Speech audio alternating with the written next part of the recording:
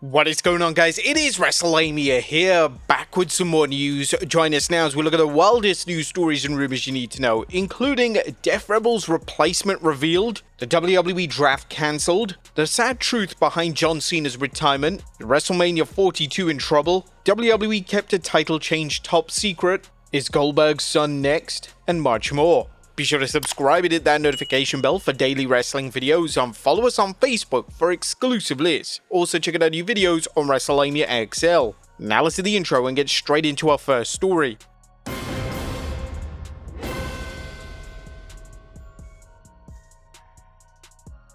Our first story looks at Def Rebel's replacement revealed. Now our top story today takes a look at the latest news when it comes to WWE replacing Def Rebel. Over the past few years, fans have been extremely critical when it comes to the work of Def Rebel. They are the primary music producers for WWE, and their theme songs have been labeled as lifeless and generic. A lot of their theme songs sound like stock music, and the majority of the themes, unless produced for the main events, really fail to stand out in any way, shape or form. There were reports last year that WWE may be looking to replace Def Rebel, yet nothing has come from that, and Def Rebel continues to work closely with WWE to produce a strong portion of their theme songs. TKO recently hired Def Rebel to produce their theme songs for UFC fighters, which is obviously a sign that TKO believes that the partnership is working. But with that being said, Metro Boomin has now thrown his name into the hat to produce future WWE themes. He took to X yesterday to state, "Would love to produce some WWE entrance themes. It's a lifelong goal of mine." This post on X lit social media on fire, and as things stand, it has over 1.5 million impressions on the platform. Fans are urgently pushing WWE to take up Metro on his offer, and fans are even tagging Triple H under the post to try and get his attention. Unfortunately, whilst WWE have worked with him before, it does seem unlikely that they'll agree to work with him in this capacity. Metro will likely be a costly investment for WWE and TKO, and TKO mainly cares about dollars and cents. It'd be welcomed if the company explored the idea of him producing theme songs for certain wrestlers, especially those wrestlers who WWE want to push to the moon, as their theme song is crucial to their presentation. What do you guys think? Should he take over from Def Rebel? Let us know in the comments down below. Next up, WrestleMania 42 in trouble. WWE's decision to move WrestleMania 42 to Las Vegas for the second consecutive year has led to a lot of issues. While WWE have outright ignored fan criticism to their money-orientated business call, they've also encountered an issue with the stadium itself. According to WrestleVotes, WWE wanted a specific date for Allegiant Stadium to present WrestleMania 42. However, it turns out that that stadium is already booked for that specific weekend, with a major act taking place at the same time. Naturally, the stadium can't turn around and cancel the act's booking in favor of WWE, so the two sides are at a standoff. Why WWE didn't check that the venue was free before committing to WrestleMania 42's location is an interesting question. What happens if WWE can't pin down a date? Do they just move around their ideal dates until they find a weekend that works? It's a complex situation, and it shows a lack of planning and foresight on WWE's part. Now, it's worth noting that in this era of WWE, they aren't afraid to move PLE dates around. This year, the Royal Rumble was in February, and next year, Money in the Bank will be in August for the first time ever. A WrestleMania event not being presented in March or April would be unusual, yet it's not completely out of the question for WWE and TKO. Next up, a WWE title change was kept top secret. WWE delivered one of the more shocking title changes in recent memory on NXT this week. Jacy Jayne captured the NXT Women's title from Stephanie Vaquer, and according to Fightful Select, steps were taken to keep the title change as secret as possible. Naturally, steps were taken to protect the surprise NXT Women's Championship victory by Stephanie Vaquer, including the internal rundowns. In this day and age, it's rare for a title change or a return to not be leaked online, so this was a welcome move. It would be appreciated if WWE took these steps for all major title changes, but it goes without saying that leaks are always going to be present, and they are sadly just a fact of life in this internet age. Vaquer is now said to be called up to the Raw brand, along with Jordynne Grace, who will reportedly be debuting on the SmackDown brand. WWE are truly stacking the women's roster on the two main brands, and whilst there is concern that they have annihilated the NXT women's roster by taking all of their stars, Vaquer and Grace are definitely ready for the big time. Next up, has the WWE draft been cancelled? It was widely reported that the WWE draft would take place at some point this month. Obviously that didn't occur, and according to Brian Alvarez from the Wrestling Observer Radio, even though it didn't happen, WWE made sure a lot of the NXT talent were present for the Tampa shows this past weekend.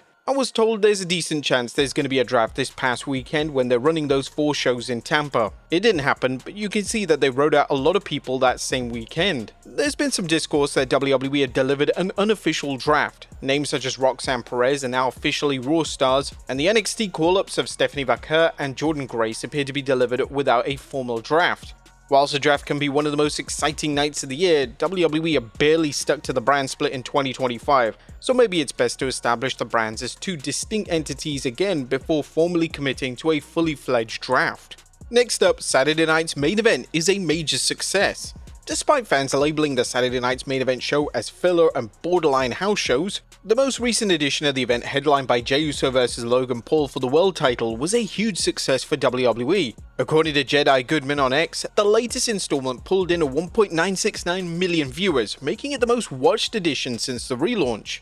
This is also an increase of almost 500,000 since the last installment. In the 18 to 49 key demo, the show earned a 0.54 rating, which is a great achievement. But based on these ratings, it's easy to see why the deal for both WWE and NBC is so lucrative. It's possible that John Cena's involvement was a major factor in the show doing so well, and other factors such as TV competition at the time and lack of sporting events are also factors that really should be considered. Whilst the ratings for the event were fantastic, WWE still have a lot of work to do to make these events actually mean something. It's been reported that both Goldberg and John Cena could be having their final matches on these shows, and the 2 legends having their retirement matches whilst WWE cut to a commercial every 3 minutes doesn't sound remotely appealing. Next up, WWE books double taping. Since TKO took over WWE, there's been a push to allow talent to take time off, and their latest move is one that deserves praise. TKO wants WWE stars to have July 4th off to spend with their families, so they've decided to turn the June 30th Raw in Pittsburgh into a double taping. This was formally announced yesterday by the arena themselves, saying, "Breaking news, our previously scheduled WWE Monday Night Raw will now include Friday Night SmackDown on June 30th right here in Pittsburgh. 2 shows, 1 night. Get your tickets." Now, this is a great move by TKO and WWE. However, this double taping will now be over 6 hours in length. WWE has to produce Raw, SmackDown, Main Event, and WWE Speed, so fan fatigue is definitely going to be an issue there. Let's hope they don't have people walk out by the end of SmackDown. Next up, the sad truth behind John Cena's retirement. John Cena is set to retire in December of this year, and Cena has finally spoken open and honestly about his retirement and the real truth behind it. Speaking on Stephanie's Places, the WWE champion stated that his skills are on the regress, and if he continues to wrestle full-time, this regression will only get worse for his body. "I can't do those lifts anymore because my body's so beat up, so as soon as I got through that jagged pill of like, I'm never gonna overhead press 374 pounds ever again. But let's work to see what the best I can do for today is. It's a very similar course to WWE. My skills are on the regress. If I continue at full-time physical capability or involvement, I'm not going to run right, my partner's not going to run right, and our relationship's not going to run right. Sorry kid, it's time to close this chapter." Cena would then add that it was his pure love for wrestling that made him pitch the 2025 farewell. "I wish I was 18, I wish I felt great because I don't feel more at home. Besides in the arms of my wife than I do on a canvas, I'd pitch this idea, a real wrestling farewell, and hoping that they would see the business of it." Cena is next set to wrestle at Money in the Bank, and he will team up with Logan Paul to take on Jey Uso and Cody Rhodes. Next up, a WWE PLE sells out in record time. Tickets for Night of Champions 2025 went on sale yesterday, and they sold out in a matter of hours. This is significant as the Saudi-based event is taking place in a new arena and the capacity is around 27,000. The WWE PLE selling out this quickly is virtually unprecedented, and the crazy thing is, WWE haven't announced a single match for the show. The only marketing they've done for the event is to release a promo video as well as an official poster which features John Cena. The official poster is captioned "The last time is now," and with it implying that it'll be Cena's last time in Saudi Arabia as a WWE star, this likely has led to a surge of interest in the event itself. All the top stars are expected for the show, and Roman Reigns is even featured in the promo video, which heavily implies that he'll be working on the show. CM Punk was previously featured in the video, but he's now since been replaced by Seth Rollins, suggesting that Punk won't be making his Saudi debut. Next up, Goldberg's son is next. Now, WWE Hall of Famer Bill Goldberg is set to wrestle his final ever match in WWE this year, with many rumors that he'll be facing Gunther at the next Saturday night's main event in Atlanta, Georgia. But whilst this will be his final time in the ring, there are rumors that his son is now going to be training to wrestle. But in order for his son to look the part and take over from his famous father's legacy, he went and got the same tribal link as his famous father. On Instagram, it was posted as ushering in the second generation, Gage Goldberg getting his father's iconic symbol.